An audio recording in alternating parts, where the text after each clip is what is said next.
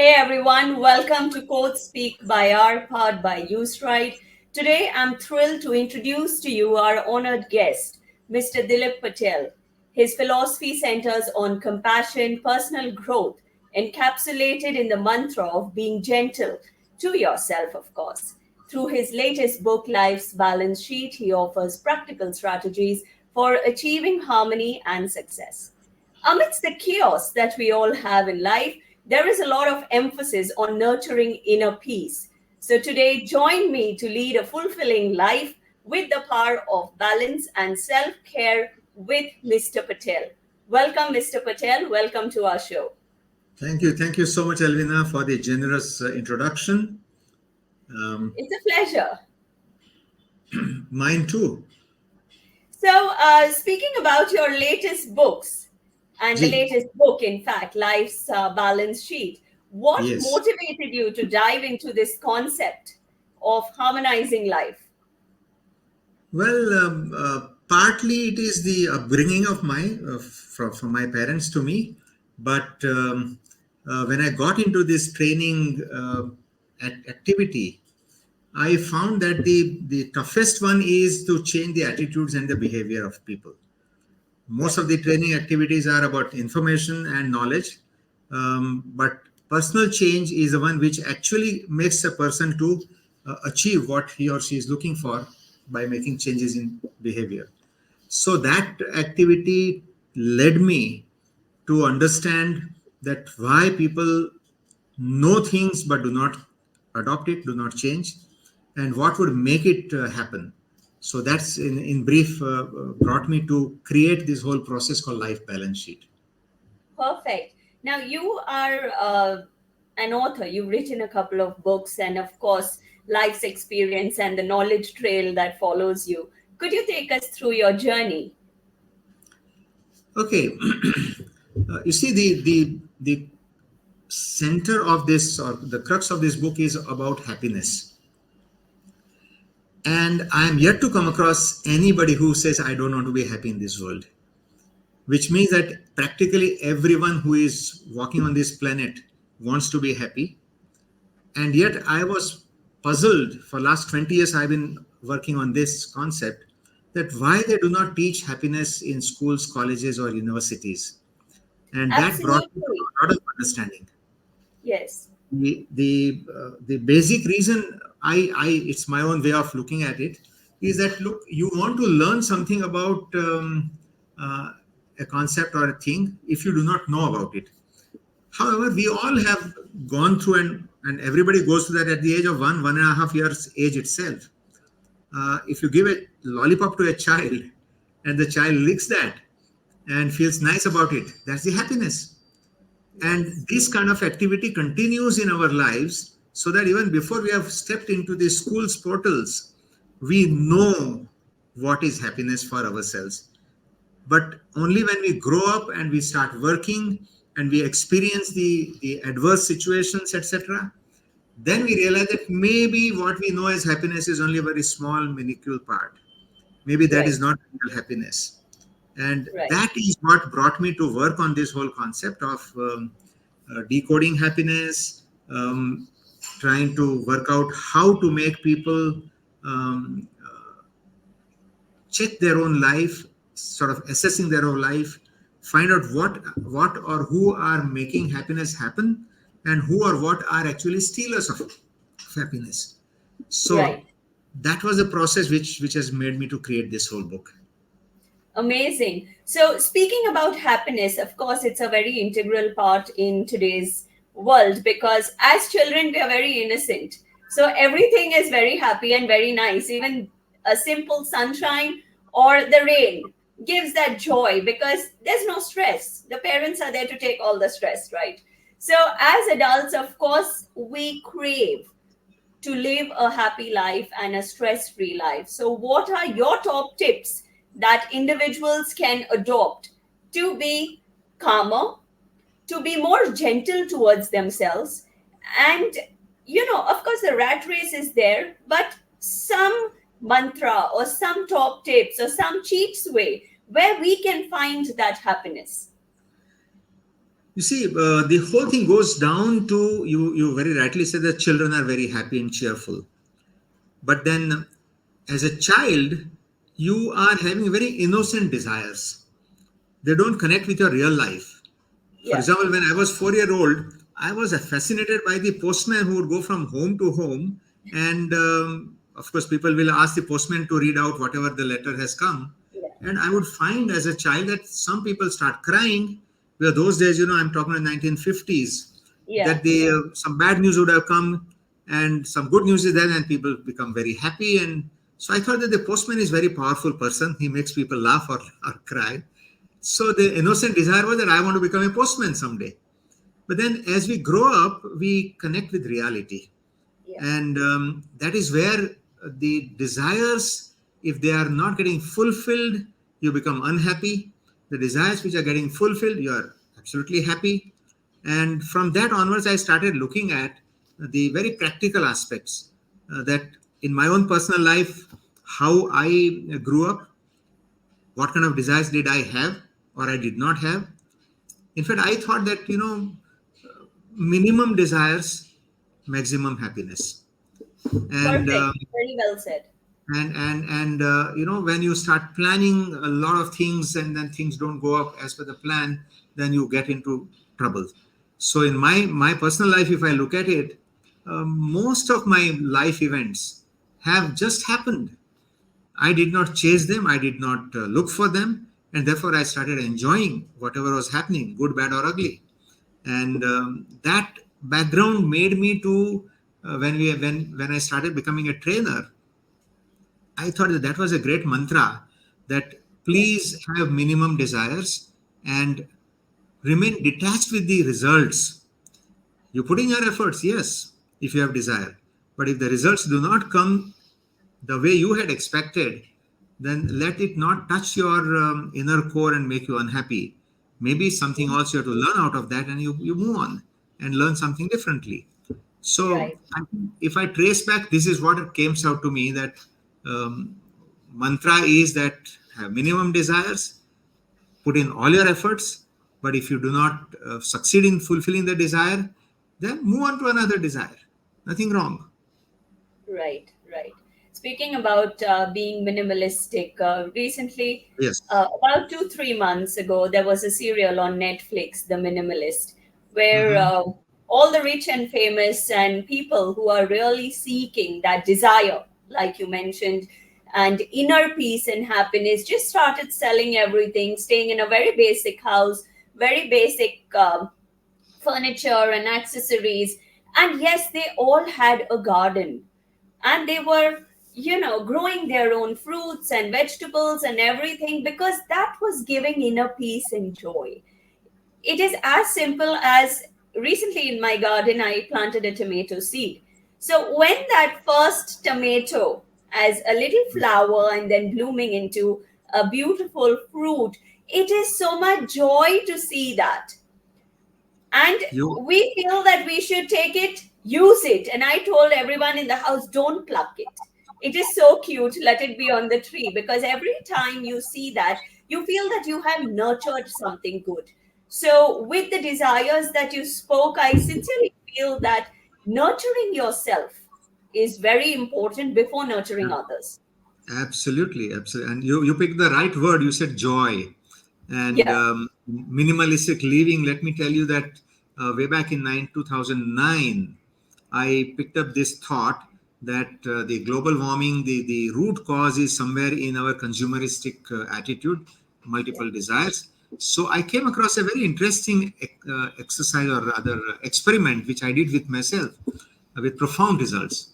It just said that for one year, one calendar year, you decide that you will not buy anything new, except hmm, whatever is required for your day-to-day requirements is right, fine, food items right, and undergarments and all that.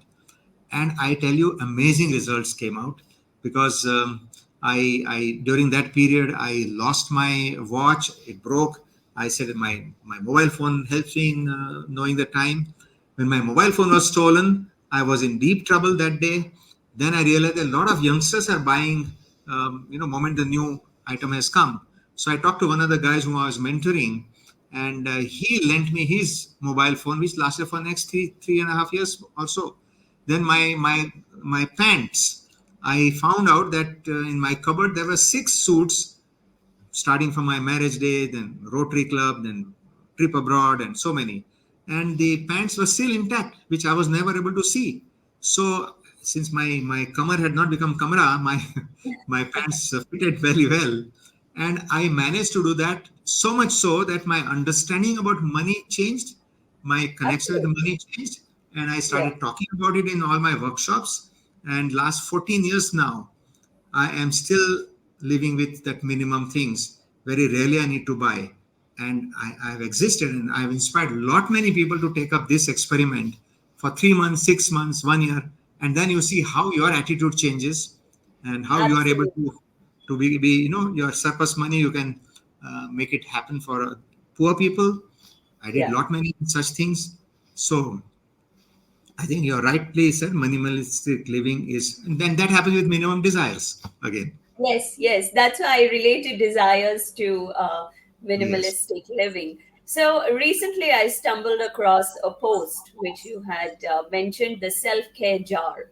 So, can you Mhm. walk us through how it works and the benefits of an individual when you have a self care jar with you? You see, I go a little deeper when I say self care. I talk about your inner self. Besides, of course, your body is one of your vehicles. I Yes, call body as one of the resources that you have, and it works as as a vehicle for first mile and last mile connectivity, which yeah, means that you may have all kinds of vehicles, even up to aircraft you may be owning, but the from your bedroom to getting out of the house, you still need this body as your vehicle to take you out. yes, Likewise, last mile connectivity, where you, if you're working, you go by your car, you go by your scooter, but finally you have to keep it parking outside, and then you walk into your office, walk up to your table. So self care would mean to me that your body must remain robust, because if you call this as a vehicle, then its spare parts are not available. Even if you've got lots of money in your pocket, you cannot change this vehicle like you change your motorcycles and cars and all that. And you have to put in fuel in this vehicle such that it does not reduce your mileage, yeah, which would mean that your food, what you eat, the liquid that you take in, you have to be very conscious about it. So that's one part of the important self-care for maintaining your body very well. And I'm happy to say that last 30, 40, 50 years, I've never experienced what is headache. And I don't lovely. need You're so lucky. I, We get a headache on daily basis. at 74, people keep asking me that what is the secret of your energy. And I feel that minimum food, my mother would say that take one morsel less than what you need to eat, and that keeps you going well. And you choose your food, not very oily stuff, not very fatty stuff, and then you are through. And then maintain some kind of exercises and activities. The mind is another resource which you have to be conscious about yourself, because it can pick up all kinds of things, whether you are in a formal process of learning or in a very informal way of walking about, meeting people. Your brain picks up the signals through those five senses all the time, and good, bad, or ugly. Now if you are not conscious about the ugly stuff getting in, then you might derail.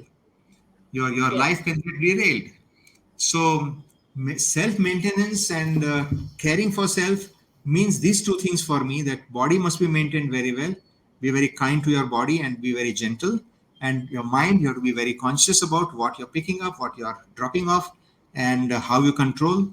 So, sort of a meditative process is important in life.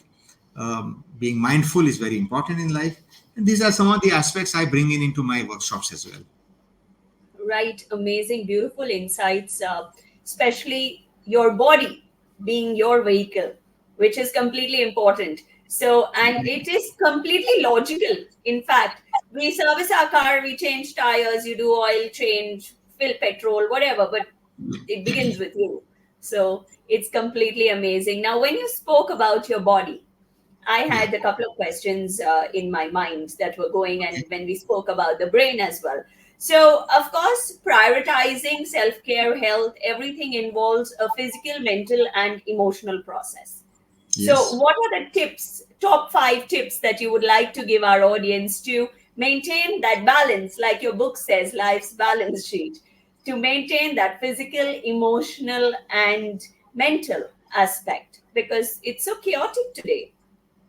See, basically, what happens is, apart from I spoke about the maintaining body as your resource, I in my book I have created a very different model. It's a very unique model. What really happens is that whatever desires you have to fulfill using some resources, and these Yes, resources are these four. Body is one resource, your mind is another resource, your time is third resource, and the fourth resource is your material wealth. And when you are using these four resources, you have to look within inside who is using with these resources. You're not an individual person. You're a yes, bundle of people, bundle of roles that you're playing in your life. Each role is an individual residing in the common body and mind. So at home, I may be a father, I may be a husband, I may be a son. Outside in my workplace, I am a trainer. Somebody else may be going to the office. He is a manager or he is a accountant. And in society, you are a citizen. You've got so many other activities. You could be a player, you could be a singer. So multiple roles that we are playing. How do you create harmony among those roles? They behave like a crowd. They're very individualistic.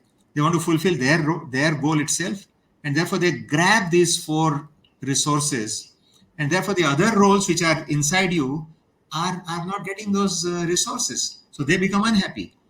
yeah, So my mantra is that every morning, at least that's what I do, I spend about 1 hour with myself. I have a nice garden, terrace garden with some greenery and the morning sun. So I sit in front of the sun and then I have my sort of meditation happening.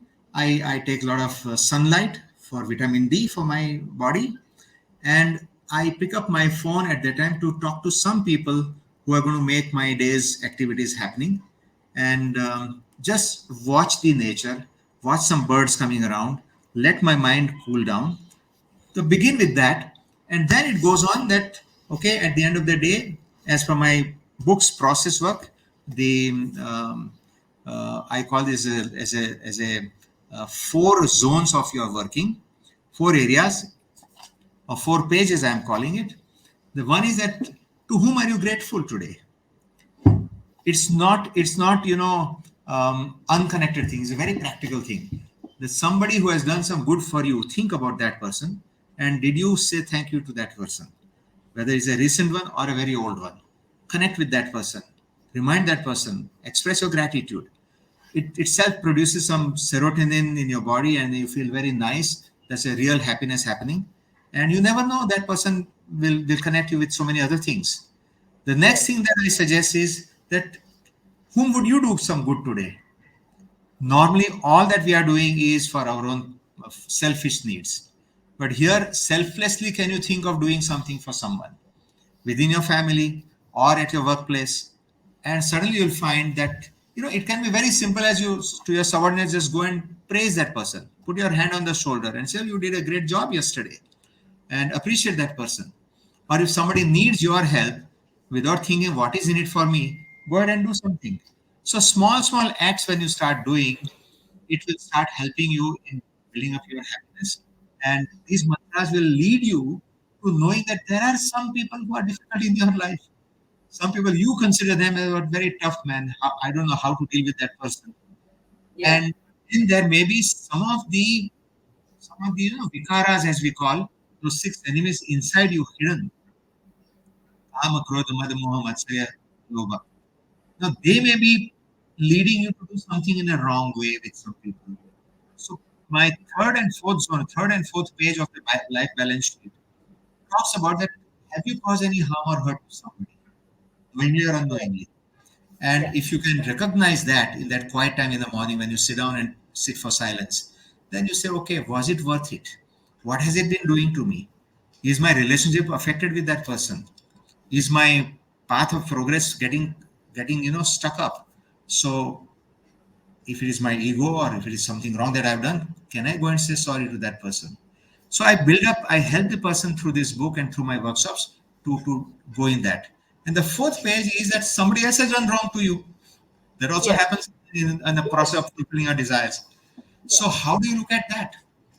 If you are getting angry, upset, you carry the grudge, then it will lead you to a different direction. If you think that there may be something for me to learn out of that, and a lot of things are put in my book in about all that, that how you look at that paves your way. If I find that if somebody has caused harm to me, then there is something lacking in me, and if I find out that and I improve upon that, then I am adding value to my life. I'm opening a new door in my life.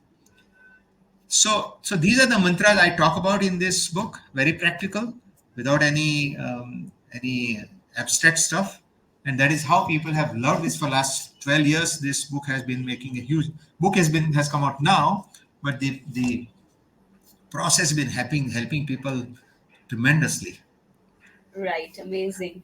That's so wonderful to hear the four mantras that you told and shared with us today. So, if someone, I'll just give you a situation, a very basic situation of someone being really overwhelmed with all the demands of everyday life, which happens to all of us. Probably it's happening to me today, it may happen to somebody else tomorrow. We all are overwhelmed with this rat race that's going on.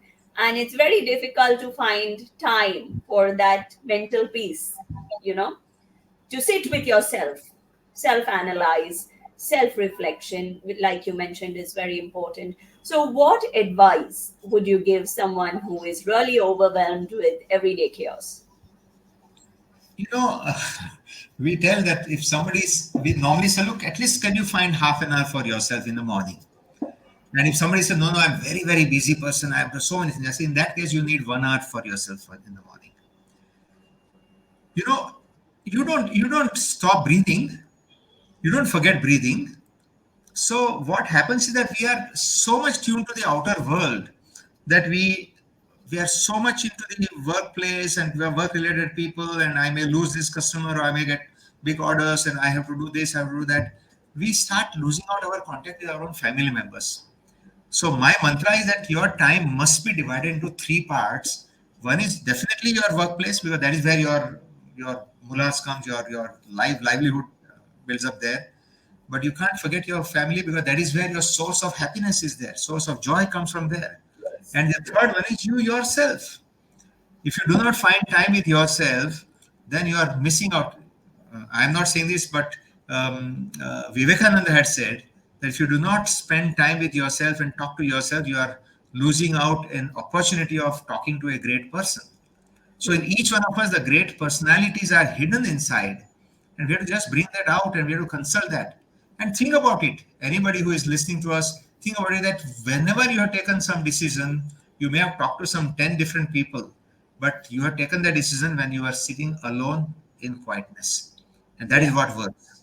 So you must find time with yourself and go inside, listen to your own inner self. We call it as a inner voice, and then have courage to obey that.